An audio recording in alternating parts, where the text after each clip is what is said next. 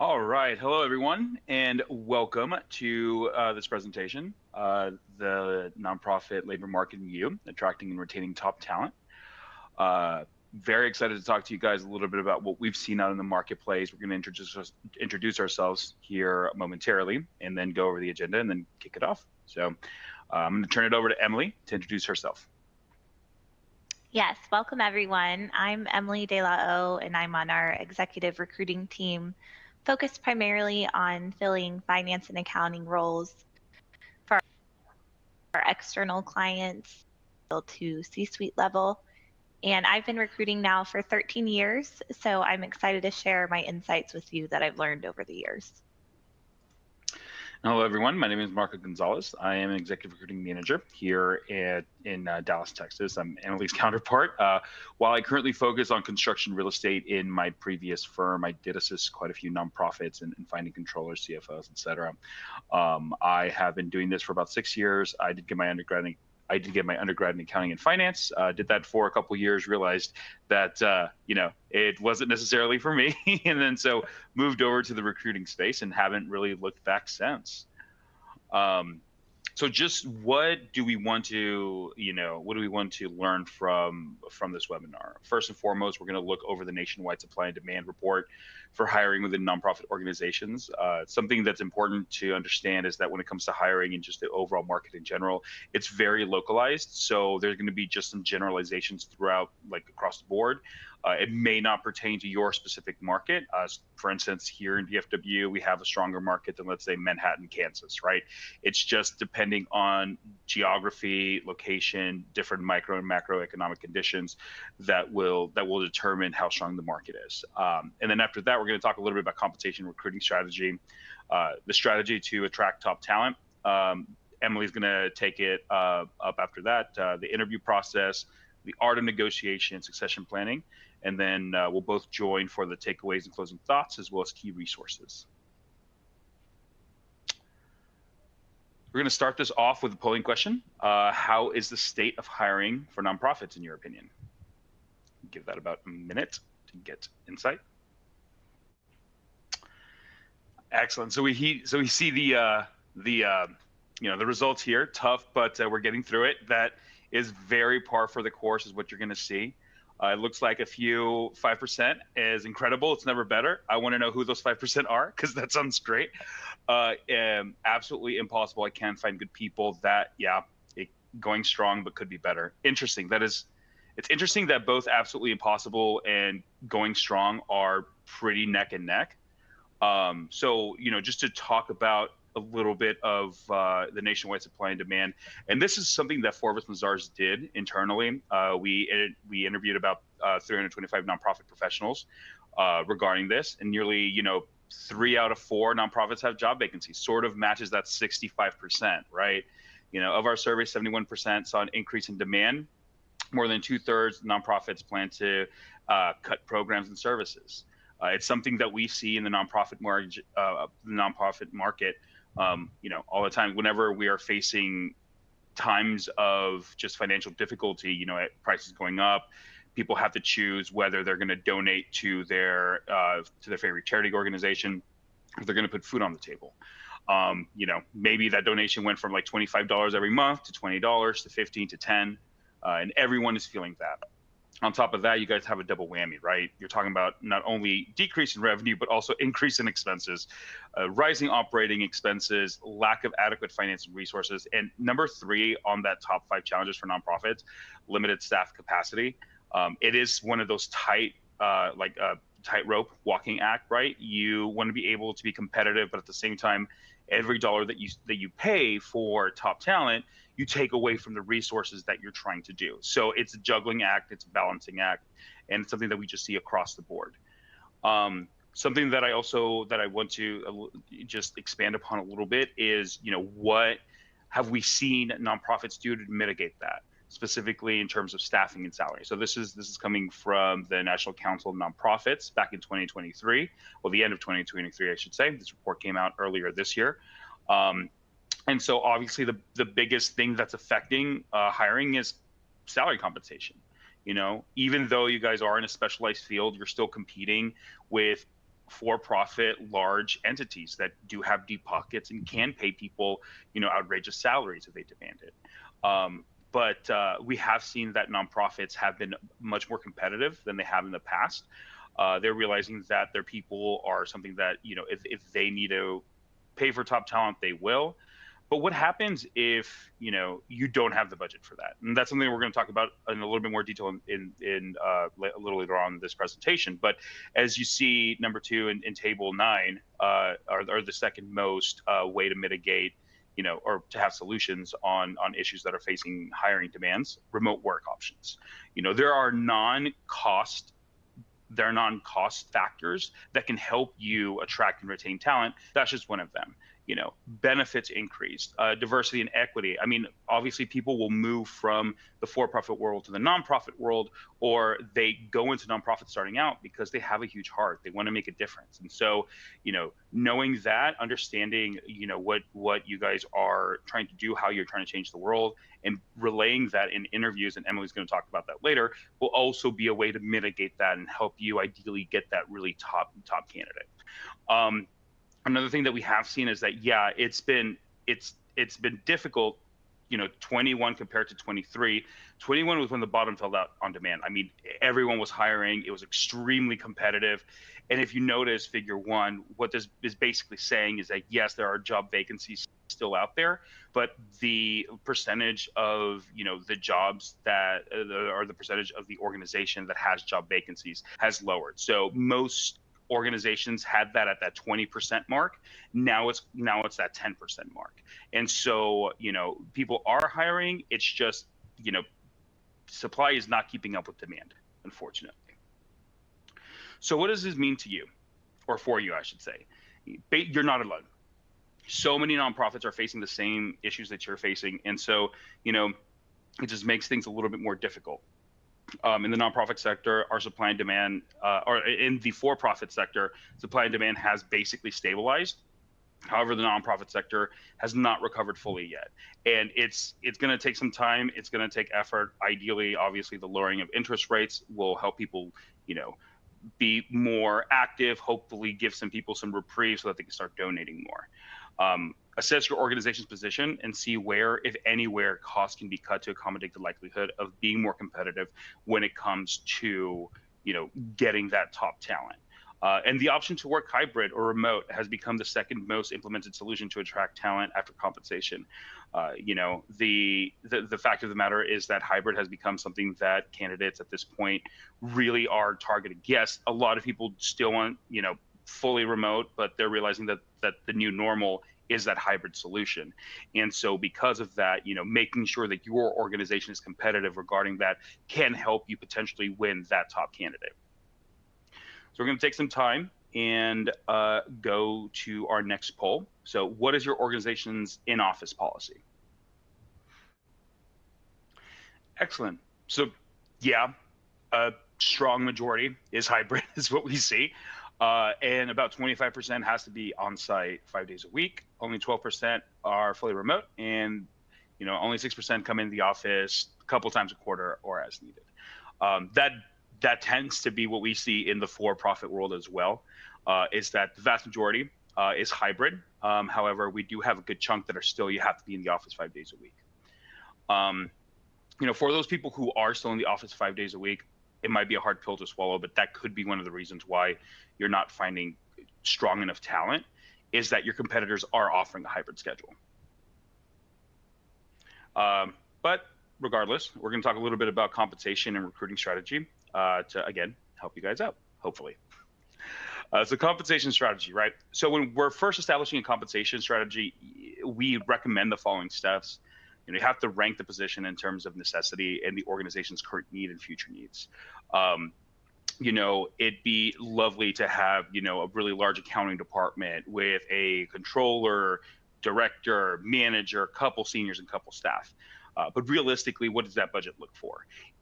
Or what does that budget look like? And how necessary is that level, is that position? So, if you need someone at the accounting manager level a lot more than you need someone at the staff level, and you have potentially two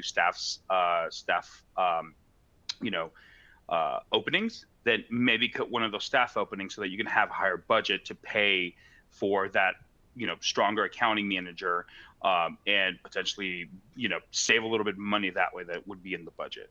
The next thing you want to do is look at current market data and craft a budget. As I mentioned, if this was super, um, if this was a lot more of localized, like if we were just talking about the Dallas market or Houston market or New York or Los Angeles or San Francisco or something like that, we'd be able to give you data and break that down. But because it's a national oversight, you're going to have to do a little bit of your own research on what that looks like. The higher the necessity, the more likely you'll need to stretch. We suggest starting with a budget of 5 to 10% higher and lower than the average market data. So, for instance, if you have a need for an accounting manager, consider going, the range being from 90 to 110, with an option to stretch up to 115. A lot of times, what we've seen, and we've seen this more often than not, specifically this year, that there is such a high demand that you may have to stretch but you have to understand that that is the reality of stuff. And so I would definitely say put that in the budget as well. Top candidates are getting scooped up very, very quickly, and you want to be as competitive as you can to make sure that that you have a chance of getting that strong candidate. If a competitive budget is not in the cards, we suggest ancillary benefits, as we mentioned. Fully remote if the role can be fully remote, more PTO or a hybrid schedule if possible, and something else that we suggest is bonuses tied to exceptional work. Instead of the bonus potentially being tied to the individual, have it tied to the organization. And if the organization has a great year, awesome, you get a good bonus, et cetera, et cetera. Something that we get asked a lot is identifying when to use internal versus external recruiters. I know a lot of times nonprofits, they will have an HR team, and that's pretty much it, right? Maybe one or two HR people. You guys may not have a designated recruiter, but you have an HR person or a couple people. They're usually stretched pretty thin. They have to do HR and onboarding and benefits and recruiting. They have to do a lot of stuff. And so when does it make sense to reach out externally? Honestly, it has to do with how specialized the skill set is, and how necessary the role is. So, for instance, for something like the CFO, for something like the CEO, right? If you're a board of directors and you're looking for your next CEO, that may be when it's time to look outside. It's a very specialized skill set. You need a certain type of person. It's a bit more of a manual search. Because a lot of times these people aren't going to be on LinkedIn, or if they are, they're not going to check their LinkedIn often. They're not going to be out there applying for jobs. You're going to have to go hunt them. If it's a staff accountant position, senior accountant position, marketing coordinator that may not have as much of that specialized skill set, then internal recruiting may be your best bet. Save you a little money there. But I will say that, you get what you pay for just throughout the board. The last thing that I would say is that if it's a blended role, like what we call a Franken role, right? It may make sense to outsource that out to external recruiting, just because, again, it is a super, super specialized skill set. Let's say you need a finance and a data person put together. They do not grow on trees. They may not have that on their LinkedIn. Again, it comes to that really manual search process. So how do you attract top talent? We constantly tell our clients that you have to be proactive. You can't just be reactive. And so being reactive is not taking a pulse on your employee and your employee's engagement, not maintaining a pipeline of candidates for key positions, not cross-training. If your accountant is really only doing 30 hours of work and they have 10 hours extra, why not cross-train them in data? Why not cross-train them in something that might be beneficial for the organization in the future? Not performing compensation benefit analysis. I mean, one of the things that happened here in Dallas specifically is about back in 2021, EY of the Big Four decided to bump up their seniors from like 75 to 90-ish K. So you're talking about someone 3 years of experience, 90K, right? Well, now if they're going to leave, they're going to be wanting 100, 110K. And guess what? They got it. So because EY decided to make this push, everyone else had to follow suit. And so that's one of the reasons why, like in accounting, it just I don't want to say trickled up, but basically it trickled up. And so you see some of these salaries just really going out there, and unfortunately your competition, some of them could pay it. But being ahead of the curve, understanding where the competition is, will make budgeting a lot easier. And last but not least is, communication between the hiring manager and HR. It's huge, specifically if you're going to just do internal recruiting for a certain search, because things could change, right? Maybe you had an accounting manager search like back in 2020 and it was great and awesome, but now in 2024, maybe they have to do a couple more things. Maybe your nonprofit expanded their services and you need a specialist in something. Make sure that the hiring manager and HR knows that. Make sure that that they're keeping tabs with you, and that you are, responding to them. You're letting them know, hey, this is what we need. Take the time to really sit them down and let them know what you do. Remember, a lot of times recruiters, specifically in industry, they are jack of all trades. They have to recruit throughout a multiple of different departments. And so sitting down and really getting to the nitty gritty will help. Something else that we recommend in the proactive space is identifying key individuals from blue chip organizations that you would like to poach. Connect with them. If you see them out at a happy hour, networking event, whatever, make sure you connect with them. Make sure you're talking to them. You never know what timing will lead. We in this business always say that timing is everything. And that is very true in reaching out to people, because, all of a sudden an acquisition happens and this person is on the market, but because you didn't keep tabs on them, you didn't know that, and you missed out on them. I missed out on a candidate that you really wanted. So just some food for thought. And so next up, we're talking about identifying the right candidate for the right position. Or what I like to say, you don't need a Ferrari engine in a Honda Civic.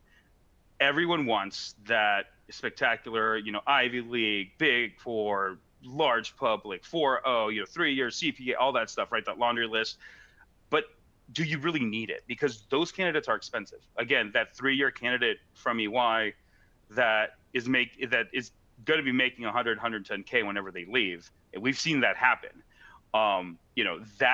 That's the level that is. So that could be a way for you to understand, like, hey, okay, maybe we do want a candidate like that. However, realistically, it's not in our budget. Great way to do that, cross-training. If it can happen, it should happen. Promotion. If it can happen, it should happen. Bringing someone on board should only be the option if no one else in the organization is capable for that role. You have someone that's an accountant, and you guys are realizing that you need to be more data driven, and you start cross-training that accountant to do that, and then eventually they could take over the position, because maybe that role would be easier to fill on the inside. And then now what you have to what you have to fill is an accountant position as opposed to accountant/data analyst. Assess the market and create a budget, as we talked about, right? Requirements and ideals to the budget. Candidate with a CPA is going to cost more money. That's just how it is. Specialized skill sets are going to cost more money. That's why internal audit will usually make more than a GL accounting. Benefits, including work-life balance, have become much more important. I mean, a lot of people have switched from for-profit to nonprofit because they want to spend more time with their families.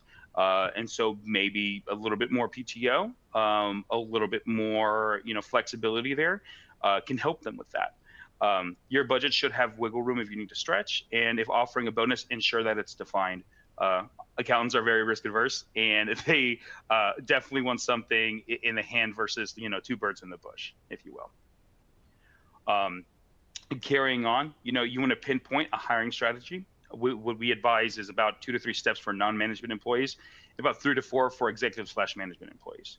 And the very first person that the candidate should be speaking with after the HR recruiter does that initial phone screen of like 15, 30 minutes should be the hiring manager. And that's because no one should be wasting their time. If someone looks good on paper, but the hiring manager doesn't really vibe with them, and vice versa, it's never going to work out. So instead of having the hiring manager or the decision maker being the second or third interview, they really should be the first. If hiring for an executive, they should meet the entire team. That they're focusing on different things, and they are working hand in hand with them. I know it sounds like, oh wow, this should be second nature whenever you're constructing a hiring strategy, but we found that sometimes we'll get a controller search or a VP of accounting search, and the CFO is like, well, no, they only have to interview with me, if you will. Because I'm the decision maker. Yeah, well, they also work with finance. They also work with treasury. If they're publicly traded, they have to work. They also work with HR quite a bit in terms of compensation if they do like stock options and stuff like that. So um, just it's easier if everyone meets with them. And if you are going to do a technical assessment, we highly recommend that you should only do it if it adds value. What I mean by this is that we had a client who was a smaller management consulting firm, really great firm. The head of it came from one of the top 3 consulting firms, and that's all that she wanted. However, even at the director level, when she was hiring people, she wanted them to do a technical assessment, a case study, if you will. And I literally had a candidate who was offended by that. He's like, I spent 8 years in McKinsey. I don't think I need to do a technical assessment. And so he pulled himself out. So just be wary of that. Now, vice versa. Now, let's say if that large, consulting firm was wanting someone from someone from a smaller consulting firm got on their docket, then it would make sense, right? Because you want to make sure that because they're smaller, maybe they don't work in the same project, you want to make sure that their technical skills would be up to par. So that would be the difference there, is that only if it adds value. And last on my section, understand if expectations are rational. Again, everyone wants that 4.0 former D1 athlete, but do you need someone like that? If finding the right candidate has become challenging, rethink the requirements and consider getting creative. If you are a nonprofit that focuses in arts and galleries and stuff like that, and maybe a nonprofit that works with that works in education, maybe they don't need that exact same skill set. It would be great if they had it, right? But the fact of the matter is that the talent pool is just not there sometimes. And last but not least on my section, A+ candidates do not stay on the market for long. So ensure the hiring process is succinct, because time kills all deals. And so now I'm going to turn it over to Emily to talk a little bit about the interview process. Yes, and thank you, Marco, for covering those really important topics today. So I'm going to start with the interview process. Let's dig into this. Now, in terms of resumes, this may come as just a refresher for you. Marco and I are constantly looking at resumes all day long.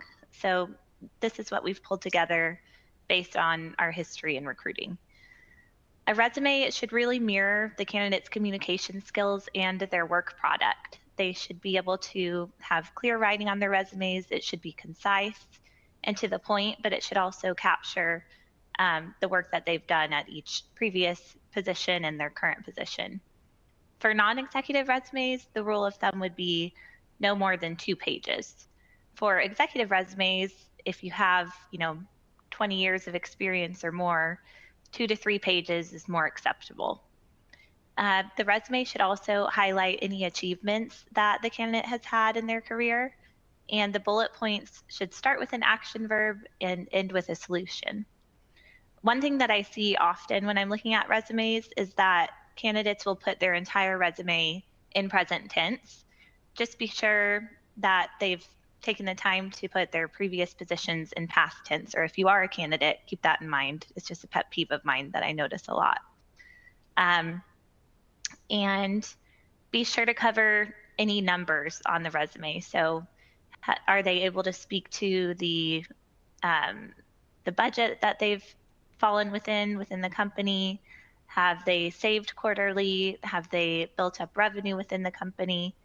Anything like that is important to highlight on a resume. And then some things with the interviews. So the interview should really also capture their strength of communication and their skills. So they've listed it on their resume. Now, are they able to speak to it?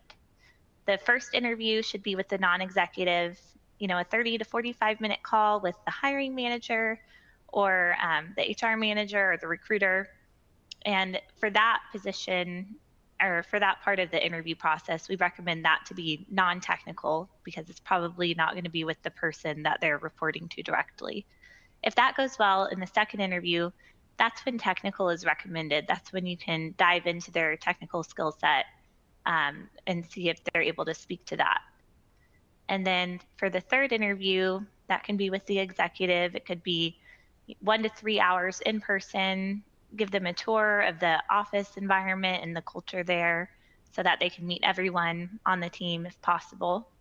And then if you are going to do something like a coffee or a lunch or a dinner with the candidate, just be sure that you're going into that knowing that you want to extend the offer to them I know in certain circumstances there will be a confidential search where you don't want the candidate to be on site, and in that case, makes total sense to meet for coffee or lunch or dinner. But if you're going to take that fourth step, be prepared to extend an offer at that point. Um, and each question asked about technical skills. So if you're asking them a question, they should be able to say, yes, I have, 5 years of experience developing Microsoft Excel spreadsheets and transferring them into an ERP system. And this is how I've done it at my previous companies. They should be concise in their responses, and it should be a little bit of give and take. So if you ask them a question, they shouldn't then take 30 minutes to answer the question. It should be concise.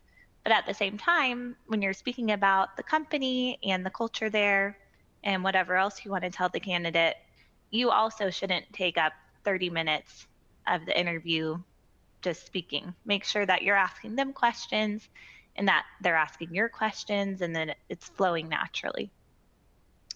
Also, since this is for nonprofits, make sure that they have done their research on your organization's mission and that you can see that they are passionate about it and that they want to help contribute to the cause. Are they a plug and play where you could easily bring them onto the team and they'll be able to provide insights right away, or will they need more training where you're going to have to assign somebody to help mentor and develop them within the organization? All things to think about. So green and red flags on resumes and during the interview. So a green flag on a resume would be tenure, but if they have moved around at all, they have had upward mobility and they've gained skill sets, so it makes sense. They've had steady promotions within their company. Maybe they've moved up all the way from staff accountant to director level. They've gained skills not required by the profession because that shows that they're curious and they're hungry to learn. Their resume should be succinct, like I said, and not a word salad. And red flags on the resume would include only including years for non-executive resumes. So that's something like somebody said that they've been with a company from 2022 to 2023, but they didn't list the months that they were there. So you're not sure if they were there for 6 months or for a year. And you would want to dig into the reasons why they left that position within just a year. Poor tenure. Job hopping, it's become more common these days, but I would say especially in the technology industry. For nonprofit, you would expect them to stay with an organization for at least 2 years. And if they have job hopped a lot, then make sure they have good reasons as to why they're doing that. Typically, they won't list their reasons for leaving on their resume, but that's something you could dig into on an initial call with them.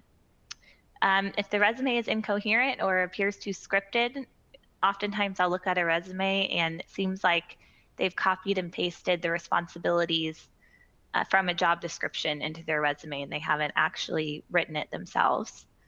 Or if it appears chaotic and unorganized and has little substance, maybe it doesn't highlight their achievements, things like that are things to look out for. And then green flags in an interview. Again, these may all seem obvious, but a good refresher. So they should be able to explain their background with examples. Every single thing that they write on their resume, they should be able to speak to with examples. They should be articulate and organized with their thoughts. Understand that rambling can happen when somebody is a little bit nervous about the initial interaction, but just make sure that they're able to speak to their skill set and, again, give and take. Do they have questions prepared that show that they've done their research about your organization, maybe about you and the leadership team, what the structure is like there, things like that? And again, can they provide good reasons for leaving previous organizations? Red flags on the interview would include having trouble recalling events on their resume. Maybe if they have a lot of tenure with a long work history, that can be more common where they may need to think about it more, but they should be able to recall everything that they've listed on their resume. They should be prepared. If they can't speak to the technical aspects of their background, that could show a communication skill that they're lacking on the actual job. And then if they can't make eye contact with you and they don't seem very inviting in the conversation, if they seem closed off, again, that's another red flag. And again, if they're not concise on their answers, they're taking 30 minutes to answer one question and then you feel like they haven't even answered it, that could be another issue. So another thing that's important, especially with the market being so competitive and specifically for nonprofit organizations, you'll want to recognize how to market your organization to candidates. In the latest generation, candidates want the organizations and expect the organizations to be able to sell themselves as much as the candidate is selling them to the organization, if that makes sense. So, in terms of marketing, keep the following in mind. How do you want to represent your company's brand and what you're contributing? What do you want to highlight to potential candidates? Could it be the company mission, the fundraising, your specific culture, etc.? And how does your mission statement relate to the candidate profile you want to target? And how does the profile of the job line up with their experience? Do you feel like they could easily come into this organization and fit right in, or could there be a struggle there? And then when thinking about must haves and preferred skill sets, think about your top 3 to 5 things on a job description that you absolutely cannot compromise on. This candidate has to have those. And then think about things that are preferred. Do they really need a CPA to join your organization as a senior accountant? Or is it okay if maybe they've got their bachelor's in accounting and several years out of college? Just things like that. And then another thing is to understand what your company's reputation is in the market and be prepared to speak to it. I have a lot of candidates that will tell me they have researched a company, they've looked them up on Glassdoor, and maybe they only have a 2.5 rating with a lot of negative reviews. And that can happen sometimes, and it could be a situation where the company was going through restructuring, but since then things have improved a lot. So I would honestly look up my organization as a hiring manager on Glassdoor, look at the comments on there, and just be sure to be able to speak to them. You're going to want to highlight the success stories of people internally on your team and how you promote from within, what your nonprofit has been able to accomplish since inception. And most importantly, if this is a one-on-one conversation between you and the candidate, you're going to want to explain to them what led you to work with this organization and why have you stayed there and what have you seen since being there. I'll list out all of the positive things that you've seen or contributed to and what has made you stay at this organization. So next, we are going to cover the art of negotiation. So with salary negotiation, this should be starting at the very beginning of the process with understanding what the candidate is targeting, definitely getting a budget defined for the role in terms of what you guys can afford to pay the person coming in, and making sure those two things are aligned. You can do this in a lot of ways. You could work with your HR manager that's doing the recruiting or your internal or external recruiter that's working on this to ensure that they are looking at candidates that fit within the budget. And in your mind, you should be able to assess if the candidate should be eligible for the stretch budget or not. So we grade candidates based on their skill sets and how well they match to the position.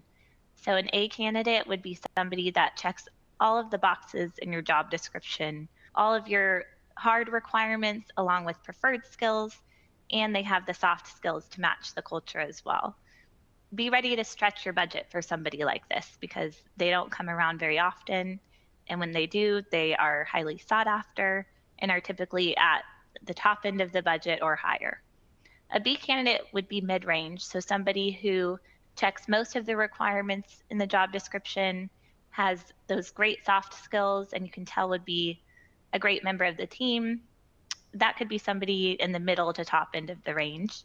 And then a C candidate could be somebody maybe that's greener, that doesn't meet all of your requirements, but you can tell they're hungry to learn and you think that they would fit in well with the culture and you're willing to take a chance on them.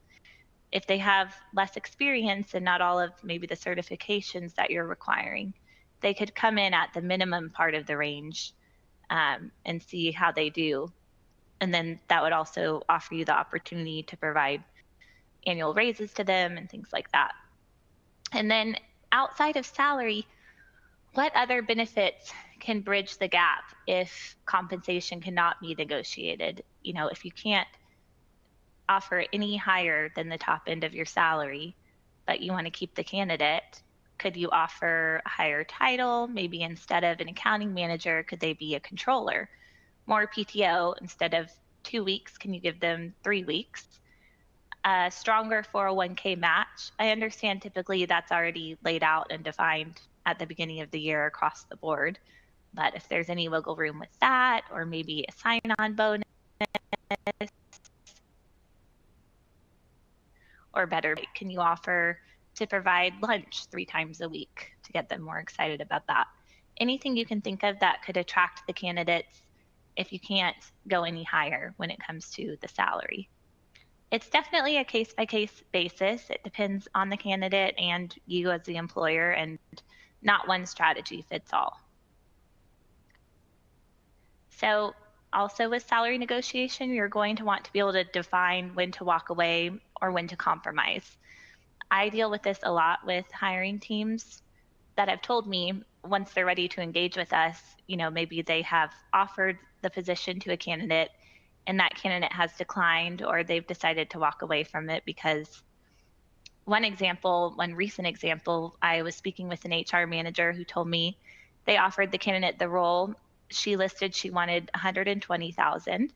That's what they offered her. She came back and said, actually, I want 160,000.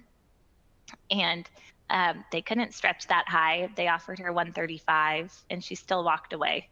And they decided not to keep negotiating with her because there shouldn't be all that back and forth. And if you're dealing with a recruiter that knows what they're doing, they should have that locked in salary that the candidate is requiring from the very beginning of the process. But sometimes that doesn't happen. And just don't be afraid to walk away if it doesn't make sense. So next up, where we are going to touch on succession planning and how to keep top talent. So I thought this was something that is important to share. The real problem is that most organizations are not ready for leadership transition. Each year, our firm conducts a national study on this, and leaders from hundreds of organizations throughout the country provide input for this report. In our 2024 edition, we found that more than half of the companies do not have a written succession plan. And equally bad, more than 60% have not developed a plan to develop young talent throughout a mentoring program. It's not uncommon at all for a person to rise through the ranks into the director position. Or another common scenario, a board member from the business sector assumes the role of the director. Unfortunately, for many people, there's no one there to hold your hand and explain everything. If you are lucky, you'll be able to track down a few notes or some random files tucked away. You're forced to build the airplane while it's flying. And executives are often chief everything officers, especially within nonprofits. They can be the HR director, the chief investment officer, the IT director, and whatever else is needed to be done, the executive director has to step up. It's not that the previous directors are not good. The problem, after many years at the organization, some really lacked some skill sets that were needed to lead. Now leaders are retiring in mass, and if you add in things like COVID and all these other stressors, that's just increasing more and more every year. A lot of people are rethinking their priorities and their relationship between work and personal life. And yet the vast majority of organizations do not have a succession plan. Fewer than 1/4 have developed a clear path for leadership transition. Poorly managed executive transitions can hurt an organization's sustainability and program effectiveness. And in worst case scenarios, poor transitions also can literally put an organization out of business. So there are three main types of succession plans that I want to cover today. There is the emergency plan, or as some call it, a contingency plan. We call this the Mack truck plan. You know, you walk out of the office one day and you're run over, but you get the idea. Here today, gone tomorrow. You can also call it the lottery plan, where you strike it rich and win that mega prize of $50 million. Either scenario, Mack truck or lottery, your organization should be thinking about getting a person in place. And then another one that we're going to cover is a departure defined plan, aka exit planning. This is a great benefit, having many months to get everything in place and complete the process, and in most cases provide a smoother handoff from one leader to the next. And finally, the strategic leader development plan, where you identify talent within your organization and help mold them into the position. The reality is that high performing individuals that aren't provided an opportunity to grow in your organization likely will not stay. They'll find a different employer. So with a departure defined plan, here's a polling question.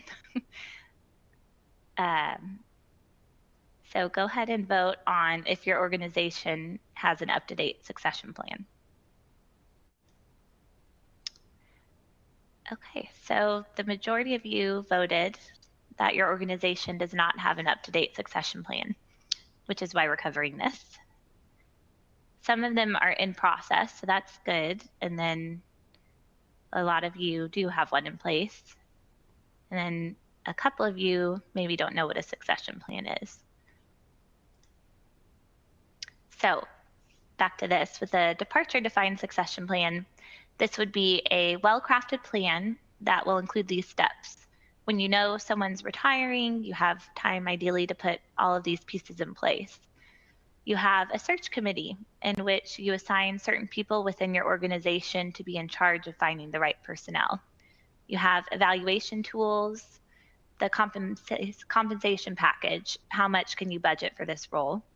You can have the position posted on LinkedIn, Indeed, and you can assign someone internally to recruit on the role as well as externally if it's a difficult search. Then that same search committee that you have assigned, as well as the recruiters, will have an initial call with the candidate, bring them in for an interview, and select the top 2 to 3 candidates for the role. And the next step would be the negotiation process along with the offer. If you have a great recruiter on your team, or if you have hired one externally, they should handle all of this from beginning to end, including getting the verbal offer from the candidate. Next step is getting approval from the board or the C-suite within your organization to sign off on hiring this candidate. Communication is key through all of these steps to ensure a seamless onboarding process in which the candidate has been fully vetted, the background check has been completed, references have been called, and they're fully aware of their start date, and there should be no surprises. These people can get onboarded in the right time where there's just enough time for that knowledge share. Whether you have the person in-house or not, there's still an appropriate time for bringing in the right person. Typically, timelines for us, there's actually a lot of data to show that the average time to fill specifically for C-suite is 90 days. And in some rural markets, it can take 4 months, it could even take 6 months. So you should be able to prepare for that overlap and ensure you have the right person in time for that transition.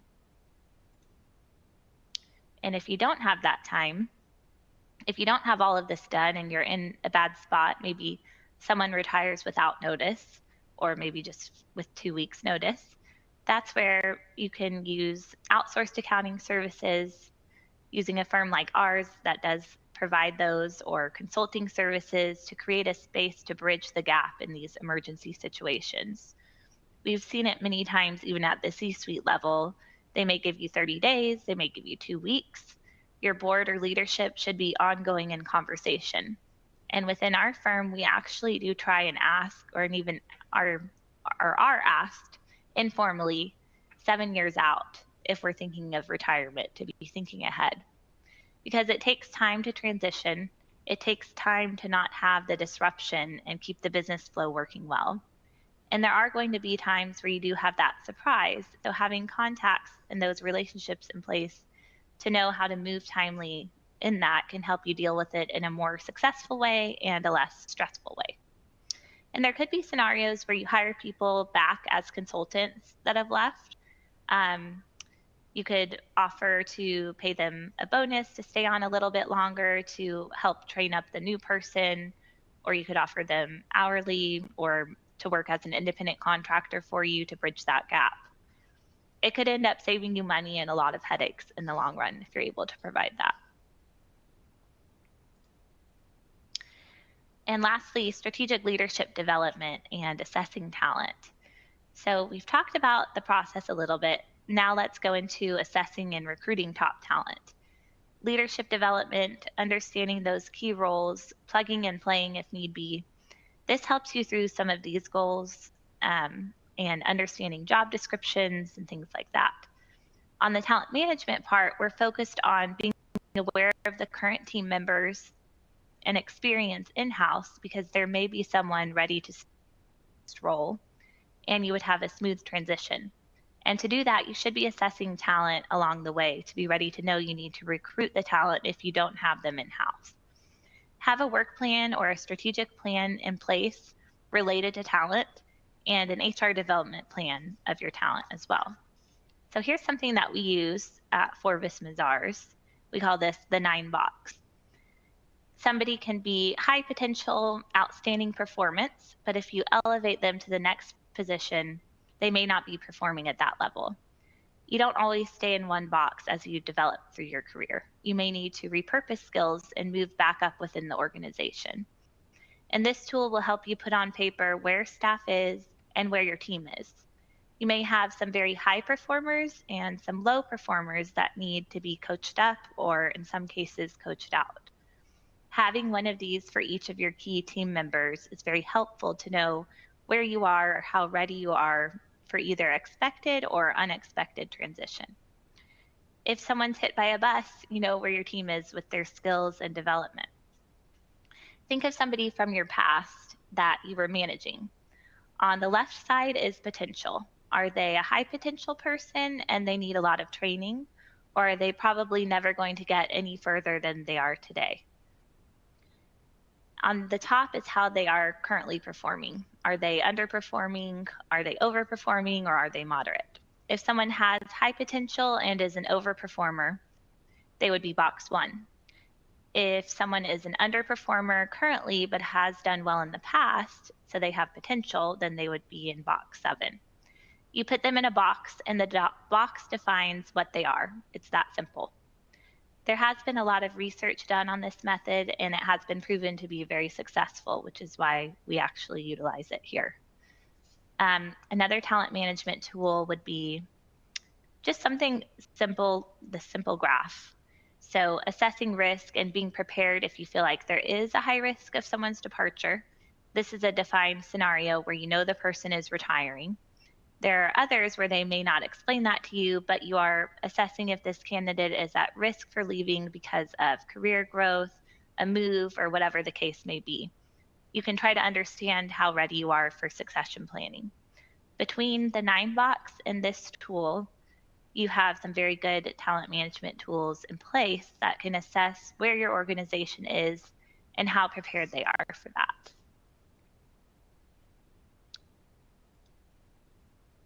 So thinking through and planning ahead, again, remember we talked about only 55% of organizations have given this thought.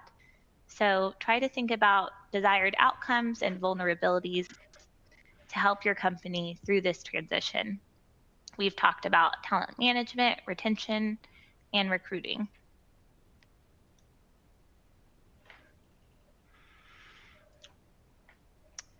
And we also wanted to provide some key resources for you to look at.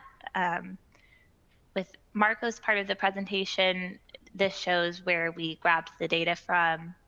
And then also we included some articles from Forvis Mazars on succession planning as well that you can look at on how you can bridge the talent gap, how to prepare for the transition, and your role in succession planning on a nonprofit board, if you're on the board.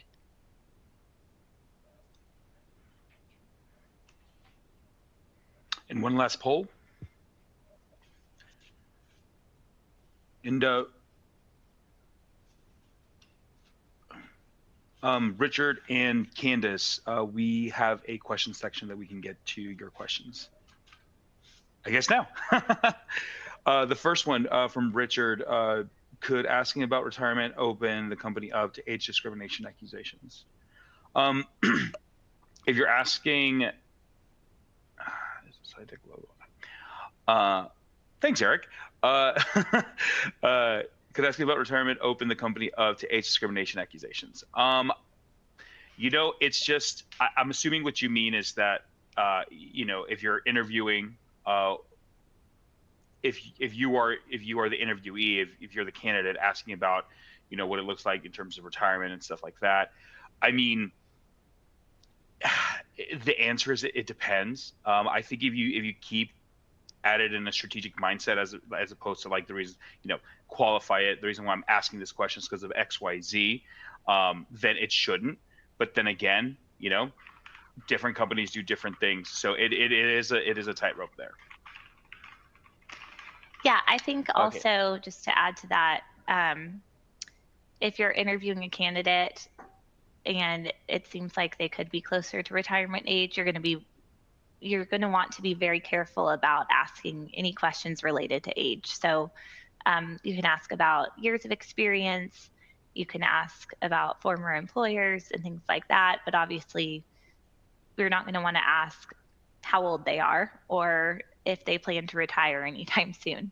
I think an informal discussion with internal employees, if they've been with a company for a long time, maybe like in our case at our firm, if you're a partner at the firm, they can ask all partners across the board, try to give us notice 7 years in advance of when you're thinking about potentially retiring, that type of thing. Some of you have said that the slides didn't show up. So if that's the case, we suggest refreshing your browser. And then I believe that we will also provide a handout after this as well. Yes. I liked Jenny Champ said, we ask about career goals in the next 3 to 5 years. That's perfect, just to get an idea of what the candidate's planning for their future. And what else do we have here? Really quick, Candace Thomas, she said, hi, do you have good examples of the 3 types of succession plans? I think you do. Candace, do you mean scenarios? Like specific scenarios?